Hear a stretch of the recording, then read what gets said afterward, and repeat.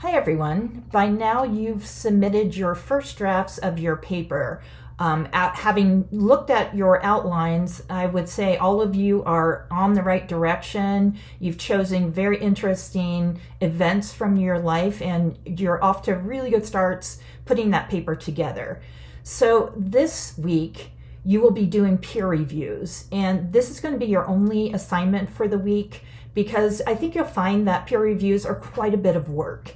And we'll go over what's expected of you as far as what that peer review looks like. I have created a worksheet for you to use so you're not kind of wandering in the dark.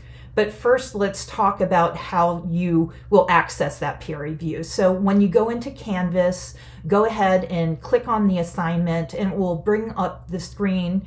And you'll note that there is a link in the instructions for downloading your peer review worksheet. So first you're going to want to download that worksheet, and when you're done reviewing, you'll upload that worksheet as just like you would a regular assignment. So to access your peer, and these are automatically generated by Canvas. So Canvas is actually matching you guys.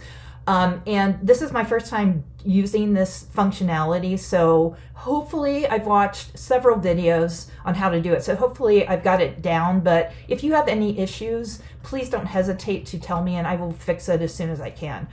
So to access your peer, once you have the assignment open, you'll notice on the far right under the submission box, you'll see a link to your assigned peer.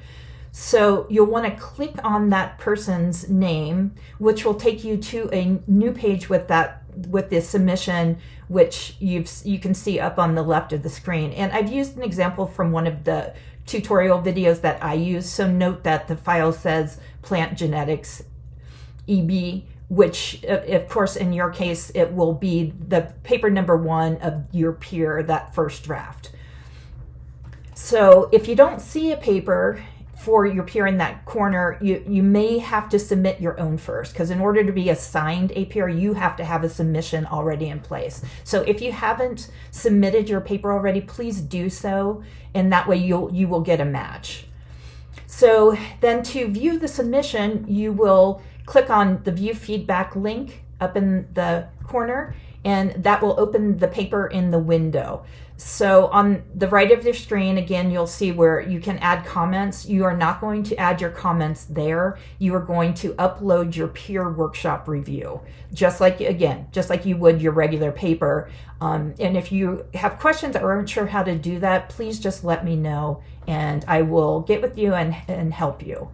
So just a note on this is remember your first draft, right? So you guys are going to review each other's, and then you'll submit that after you looked at their comments. You will submit your revised draft by the 22nd, next Sunday.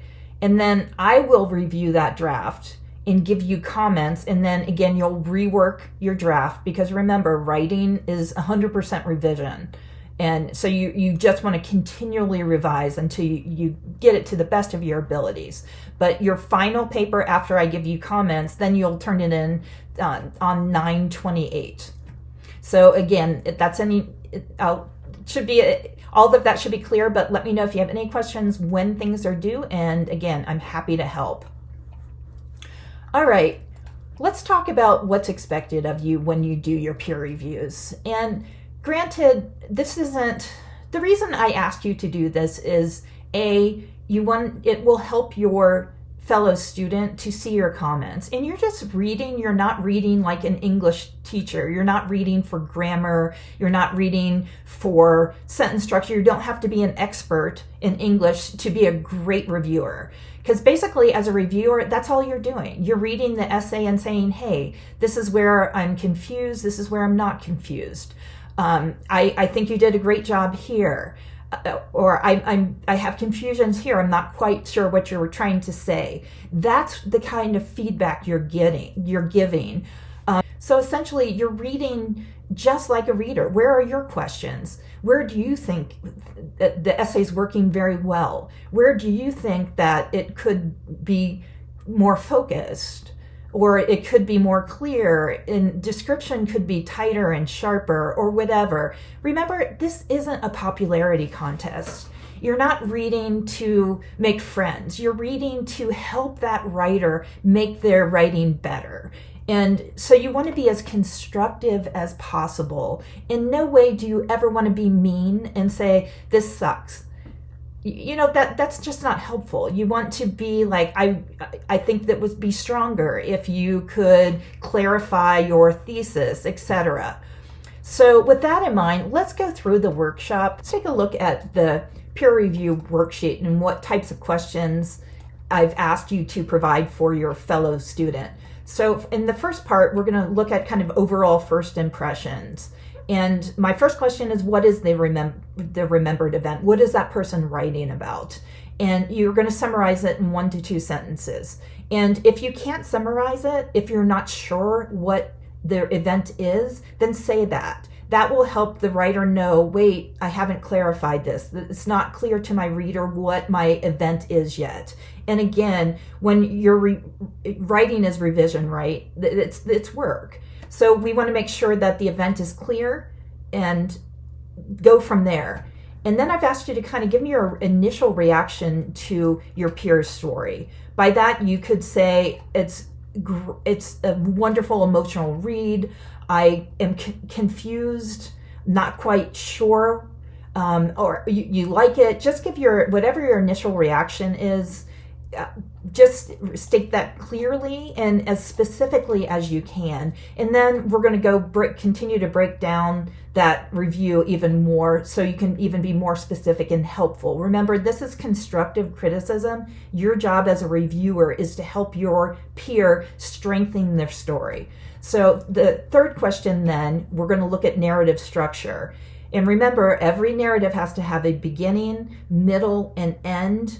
And in the middle, we want rising action where you build to your conflict or your breaking point. And then in the end, you kind of smooth into your resolution and reflect on what that event meant to you. So it asks, does it have a clear beginning, middle, and end? If not, where could it be stronger? So make a note for each of those. For the beginning, is it here? Could it be stronger? And then address the middle and address the end. So 3 parts to address in that question. So question 4 then asks you to focus on the single remembered event. Is it too broad or is it too scattered? If so, tell your peer where it could be focused. Where were you confused, basically? And then that writer can then look at it and say, all right, I haven't nailed this down yet. My event, it's always clear to you, right? When you're writing it, you know exactly what you're writing. And the frustration as a writer is getting that on the page so your reader knows what you're trying to say. And again, it's revision, not frustration. So then let's look at details and description, and that's where the writing really comes alive. And having looked at many of your your outlines, I can see already many of you have really good description and detail. And I think you'll see that's where your writing pops, and that's where you get your reader to engage with what you're trying to make them see. So and number 5, I just asked you to choose one description where you think it's working really well. So again, the writer can see and say, oh, okay, that works. Maybe I'll try to do this again somewhere else. And then by contrast, I want you to choose one area or you can pick more than one, but one sentence or paragraph where you think that adding more detail to the scene would really make it come alive. And give examples too. To give as much information, you don't want to tell your reader, you need to do this, you need to do that. You want to tell them where you were, your overall impressions. So you're giving them constructive feedback that they can then take in the revision process. So then part 4, again, the whole purpose of this essay is to reflect on that event and tell your reader what it meant to you. So in 7, I've asked, does the writer explain why this event was important and how it changed them? Do you have a clear sense, after having read that writer's essay, what it meant to them? Like, this is the event, and this is how it changed them. If you're not clear, tell them. Say, I'm not confused. I'm not, it's not real clear. I sense that you mean this. Is that what you mean? Ask them questions. Engage with them as much as possible. Again, constructively to help them revise. And in 8, I want you to say, what's the strongest insight or takeaway you got? And again, this will help them know where it's working. And in 9, conversely, where could they strengthen the reflection so it's even better? In part 5, then, we're going to look at style and mechanics. So here it's style and mechanics. What does the writer's voice sound like? Was it their narrative easy to follow? In 10, that's what you're going to look at. And if not, where were you confused? Be specific. Say, for example, in paragraph 5, at first we were in your grandmother's kitchen, then suddenly we're in a grocery store. I don't know how we got there, what that means, and how it ties your narrative together. Be very specific. The more specific you can be with your questions, the more that writer can go back and say, hey, I need to strengthen here. This isn't making sense. It's not flowing. And again, we like to compliment each other, right? That's part of the writing process. So in 11, I want you to say one sentence you think was exceptionally strong. And when the writer reads that too, they can say, okay, this is where it works. How can I make more sentences like this so they are that strong? And again, in 12, I want you to point out a place where the grammar, word choice, or sentence flow could be improved. This you can solve yourself by reading your essay out loud.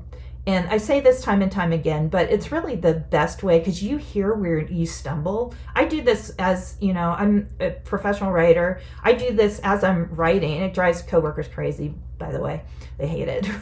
But it's so helpful because you can say, oh my gosh, that doesn't make any sense. I can't even get through that speaking it. So how on earth can a person read that? All right, now in part 6, you're going to look at overall feedback. So what did you like best about the essay? What do you think worked? And explain that. Be specific. And what's one suggestion that can make the essay stronger? Some of us tend to overwrite. I'm among those who tend to overwrite. So luckily I have editors saying, hey, we don't need all that information. You can pare back that section and it'll make it stronger. If that's one area where a writer could be stronger, note that. Say, hey, you went off on a tangent here. That tangent wasn't helpful. It didn't add to the story. Again, remember, be kind, be constructive, be helpful. That's your job here. And from a pragmatic standpoint, we're going to look at format and just, it's a first draft, I understand, so it's not your final, but still you want to make sure that your format is correct. So here you will note whether or not the writer had it double spaced, whether or not they used 12.5 1-inch margins and had a title. Question 16.